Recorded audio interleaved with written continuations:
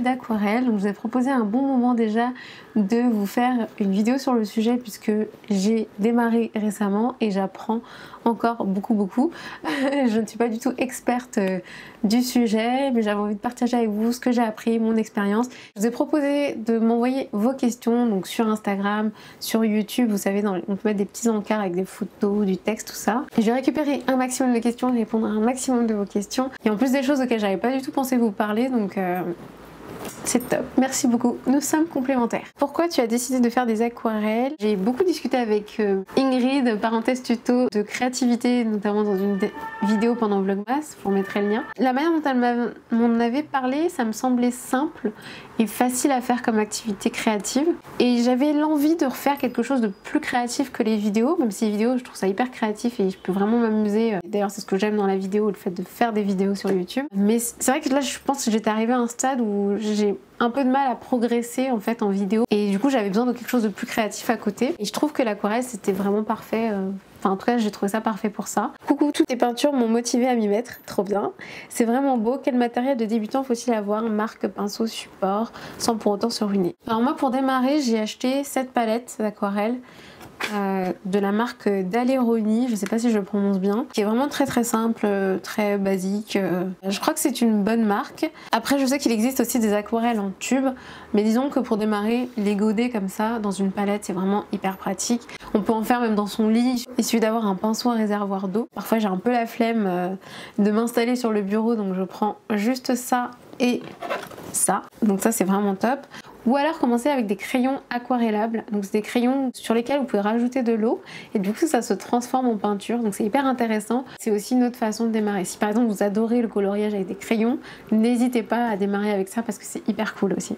Ce bloc de feuilles qui est de 250 grammes par mètre carré et j'ai mon carnet de dessin. La qualité du papier est vraiment bien, c'est un Moleskine, pareil je vous mettrai le lien en barre d'infos si ça vous intéresse. J'ai vraiment pris les pinceaux les moins chers, enfin pour démarrer, je savais pas du tout ce que j'allais avoir envie de faire, de tester, je savais même pas si j'allais continuer à en faire. Je crois que le paquet de 5 pinceaux devait être à 5 € ou un truc dans le genre, et vraiment pour démarrer c'est très bien. Après vous pouvez vraiment acheter au fur et à mesure votre matériel.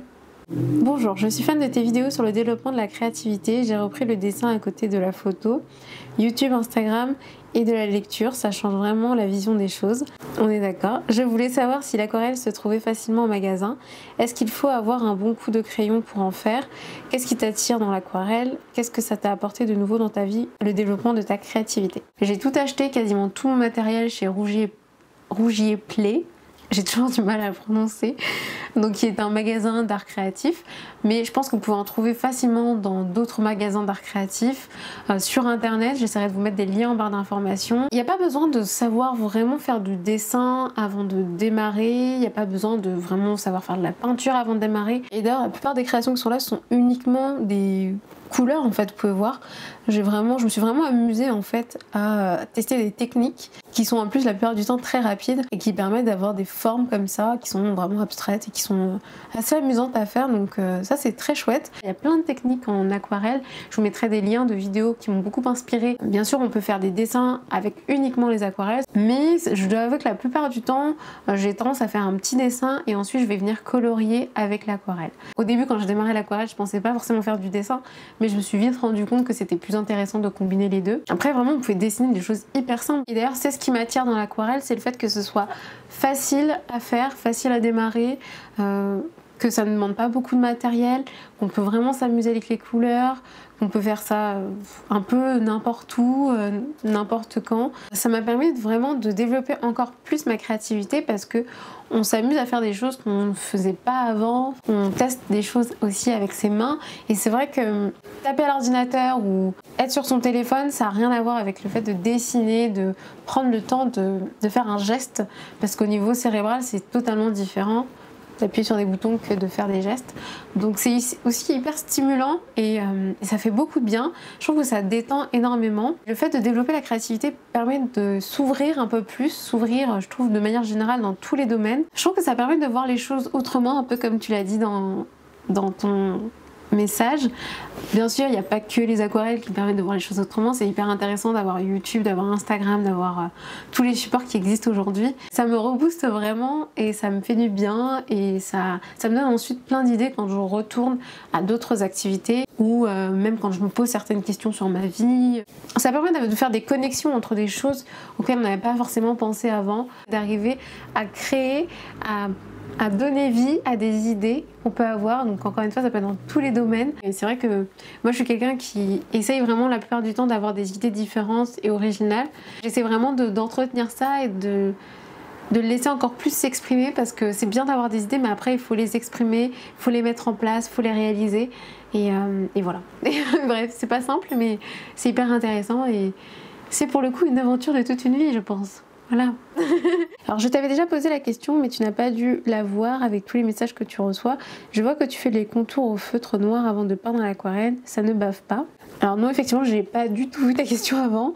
Non, ça ne bave pas parce que ce sont des feutres waterproof, donc qui sont pas du tout à base d'eau, qui sont plutôt à base d'encre de Chine. Et du coup, vous pouvez les utiliser avant l'aquarelle ou après l'aquarelle et c'est nickel. Je vais vous montrer d'ailleurs tout le matériel que j'ai acheté. Je vous ai fait des petits swatchs pour que vous puissiez voir un peu les couleurs, vous voyez un peu le rendu.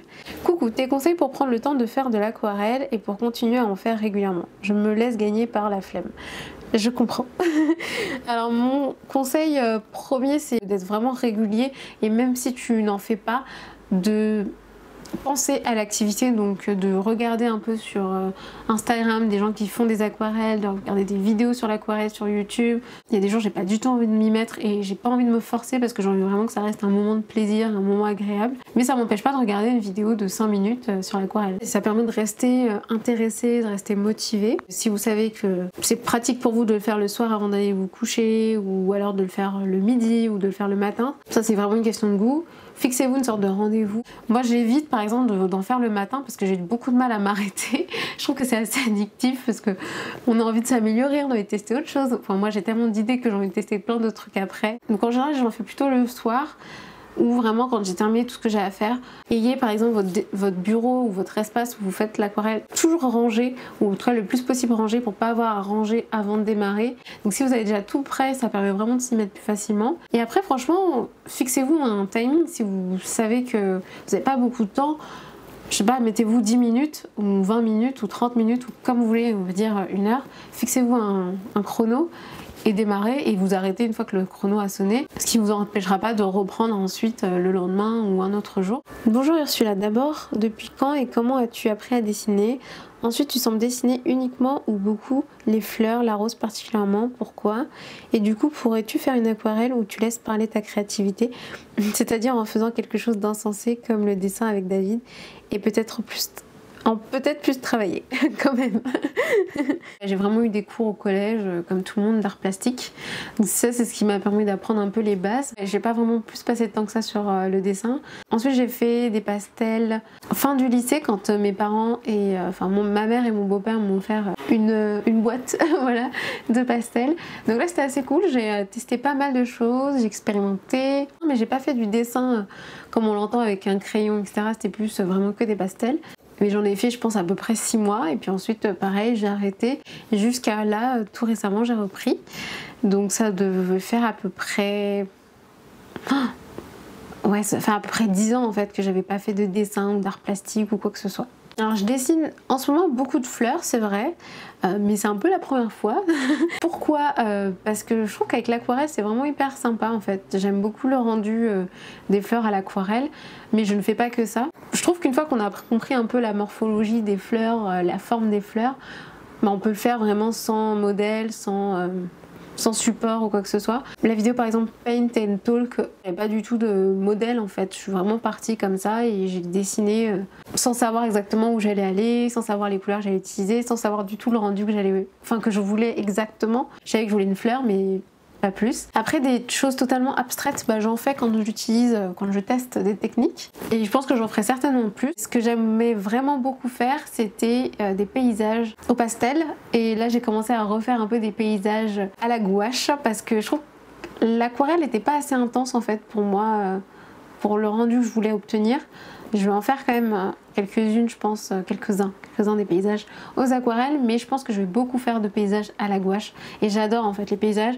D'ailleurs si vous voyez sur mon Instagram, je prends beaucoup de photos de paysages, de Paris, des villes que je visite et j'adore voyager. Dessinez ce que vous aimez, dessinez ce qui vous inspire. Par exemple si vous adorez cuisiner, je trouve que ce qui est génial c'est les dessins de nourriture, de plats, de desserts, enfin... Je sais pas, c'est assez rare, il y a peu de gens qui font ça je pense. Mais moi je trouve ça particulièrement beau. D'ailleurs j'ai fait un dessin de smoothie il y a pas très longtemps et je trouve ça vraiment cool. Si vous aimez la danse, dessiner des danseurs, des danseuses, moi j'aime beaucoup la danse donc d'ailleurs j'ai fait un dessin de danseuse étoile il y a pas très longtemps. Enfin, j'apprends déjà les pieds, les jambes, parce que c'est compliqué quand même la forme du corps humain, donc j'apprends par portion. Mais je sais que c'est quelque chose que j'ai vraiment envie de dessiner un peu plus souvent. J'adore les paysages, donc je dessine des paysages. Bonjour, reçu la bonne idée cette fois aux questions. Merci de participer. Quelle est la différence entre l'aquarelle et la peinture à la gouache? Pour l'artiste, la technique est-elle la même? Est-ce plus difficile de peindre à l'aquarelle? Et pour toi, te vois-tu peindre à la gouache? Tes dessins sont très beaux et très poétiques. J'aime beaucoup. Bisous de la Guadeloupe, Céline. Bisous, merci. Je ne suis pas une experte et j'avoue que j'ai pas creusé vraiment sur la composition de l'aquarelle et la composition de la gouache. Je sais que c'est pas le même liant apparemment. J'ai appris ça dans quelques vidéos. Mais disons que vraiment, pour moi, en termes d'utilisation, l'aquarelle est beaucoup plus liquide, on utilise en général un peu plus d'eau et ça se mélange très vite à l'eau et on a un rendu qui est un peu plus pastel, un peu plus léger on va dire que la gouache, qui est beaucoup plus intense je trouve, et c'est ce que j'aime d'ailleurs dans la gouache. En tout cas je commence, j'ai fait juste 2 dessins à la gouache, mais bon, je trouve ça hyper intéressant. Je trouve que la gouache est beaucoup plus épaisse et je trouve que le rendu en fait est pas du tout le même. On peut beaucoup plus contrôler son mouvement, on contrôle beaucoup mieux la diffusion, etc. Et on contrôle un peu moins les choses avec l'aquarelle. Très fluide, très mélangé.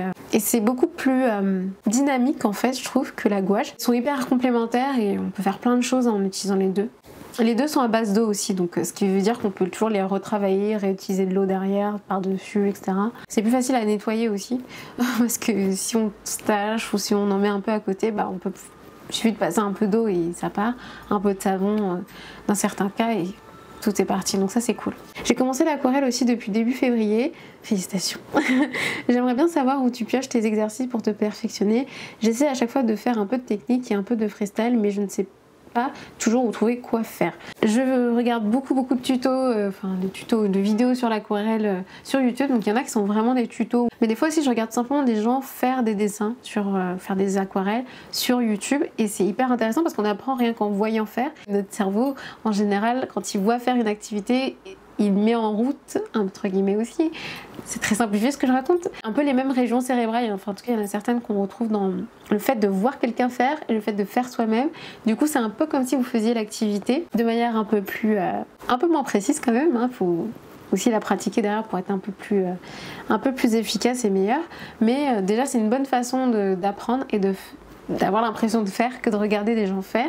Et j'ai acheté des livres aussi qui sont là. Un qui est spécialement sur l'aquarelle, qui est hyper beau en plus. Et il y a plein d'informations sur l'aquarelle, sur les techniques, sur les couleurs. J'ai acheté un livre qui est un peu plus général, qui est sur le dessin, mais comment apprendre le dessin avec son cerveau droit, ce qui est pas tout à fait vrai parce que j'ai fait des études de neurosciences, donc je sais que voilà, on n'utilise pas que le cerveau droit quand on fait du dessin, mais il y a quand même plein de choses intéressantes et puis surtout il y a des techniques simples à mettre en place comme le fait de faire attention aux ombres plutôt que de regarder le dessin en tant que tel. Par exemple, si vous voulez dessiner la tasse, et ben dessiner en fait tout ce qu'il y a autour de la tasse. Ouais, tout ce qui est là à côté qui est beaucoup plus sombre plutôt que de regarder la tasse en elle-même. Donc ça c'est hyper intéressant et c'est hyper efficace, c'est assez fou. Il y a vraiment une sorte de méthode pour apprendre le dessin et si vous faites vraiment ce qu'il a dit, il montre d'ailleurs des personnes qui ont suivi cette méthode, comment elles ont progressé et en l'espace de je crois 1 semaine ou quelque chose comme ça. C'est vraiment assez fou. Comment arriver à bien gérer les proportions, c'est un truc qui est hyper dur pour moi. Je me suis rendu compte que j'étais pas hyper douée pour les proportions, donc je travaille pas mal dessus. On a un autre aussi sur l'art du crayon, donc qui est pareil sur le dessin. D'ailleurs il y a des choses que j'ai un peu reproduites pour m'entraîner et pour apprendre. Donc il y a plein d'exercices. Ce que je trouve hyper cool, c'est l'exercice où on fait le dessin sans regarder sa main et après on voit le résultat et on peut s'amuser après avec le résultat. Enfin moi j'adore ça. J'avais fait pour des dessins de fleurs et j'avais beaucoup aimé le rendu, donc je pense que c'est quelque chose que je vais certainement reproduire. Et j'ai acheté tout récemment la semaine dernière, alors là des livres plutôt sur les visages et les corps, parce que pareil je suis nulle, enfin en même temps tout le monde est nul, hein, tant qu'on s'est pas entraîné. On est tous nuls, hein, voilà. J'ai vu déjà pas mal de vidéos sur YouTube, mais c'est vrai que je trouve que les livres, ça permet d'avoir tout près de soi et ça a vraiment rien à voir que de regarder une vidéo. Et après, je me donne des petits défis personnels que de dessiner une certaine chose, une autre, etc. Il y a beaucoup de petits tutos aussi sur Instagram, c'est hyper intéressant. Moi, je suis le hashtag watercolor. Il y a un hashtag aquarelle aussi, mais il y a un peu moins de choses. Et en termes d'inspiration, j'avoue que je m'inspire beaucoup de photos que je vois sur Instagram. C'est intéressant au début de démarrer avec des photos et puis petit à petit de s'en détacher pour faire les choses qui vous viennent en tête, qui viennent beaucoup plus de votre imagination. Est-ce qu'avant de commencer les aquarelles et d'en parler sur ton compte YouTube, tu as eu des réticences à exposer tes créations? J'ai fait aussi des aquarelles, mais j'en parle rarement et ne montre pas mes dessins à mes proches. C'est un peu mon jardin secret. Considères-tu cela ainsi? J'adore ce que tu fais. Merci beaucoup. Et merci pour ta question qui est vraiment très intéressante. J'avais pas du tout d'ailleurs pensé à vous parler de ça. Autant il y a certains projets dont j'aime pas trop parler, autant j'ai jamais eu trop de mal à montrer mes dessins, mais je pense que ça vient de moi petite. Déjà petit, on montre nos dessins pour être notés. Ça c'est la partie la moins fun, on va dire. Je pense que je devais montrer mes dessins à mes proches. Je pense, enfin je m'en souviens plus trop mais j'imagine, donc c'est vrai que j'ai pas trop de réticence à montrer ce que je fais. Pour le côté un peu jugement, je sais que les gens peuvent aimer, ne pas aimer ce que je fais, c'est normal et on a tous des goûts différents et même moi en fait en général quand je regarde ce que j'ai déjà fait, je peux par exemple apprécier les couleurs, je peux apprécier la forme ou dire ah oui cette technique a été intéressante, mais généralement je vois quasiment tout de suite les points que je peux améliorer quand je revois mon dessin. La plupart des gens qui n'ont pas fait le dessin ne voient pas là où vous avez raté, enfin ils ne voient pas ce que vous pourriez améliorer, les gens qui sont en tout cas novices aussi, et du coup ils ont juste une impression sur les dessins. Je trouve qu'il n'y a pas de quoi vraiment s'inquiéter en tout cas, d'avoir peur de ne pas montrer. C'est pas parce que quelqu'un n'aime pas votre dessin que votre dessin est nul, et c'est pas non plus parce que quelqu'un aime votre dessin que votre dessin est génial, ça n'a rien à voir, c'est deux choses totalement différentes. Et puis surtout on a tous des goûts totalement différents, et je pense que c'est aussi un peu ce que j'aime dans l'art de manière générale, c'est que ça peut être interprété de plein de façons différentes, ça peut être vécu, expérimenté de plein de façons différentes.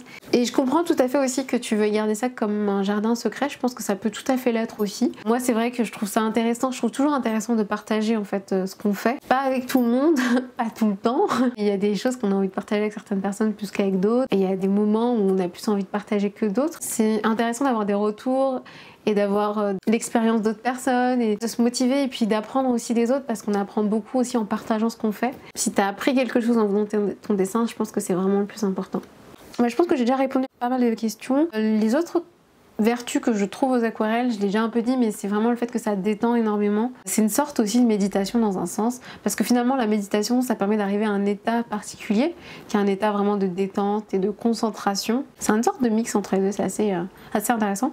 Et du coup c'est aussi un peu le cas quand on fait du dessin ou de l'aquarelle, c'est qu'on se retrouve un peu dans ce même état. Et cet état peut conduire à l'état de flow, dont je reparlerai je pense dans une autre vidéo, peut-être, si ça vous intéresse. Je vais m'arrêter là pour cette vidéo, j'espère qu'elle vous a plu, qu'elle vous a intéressé. Si c'est le cas, likez, dites-le moi en commentaire.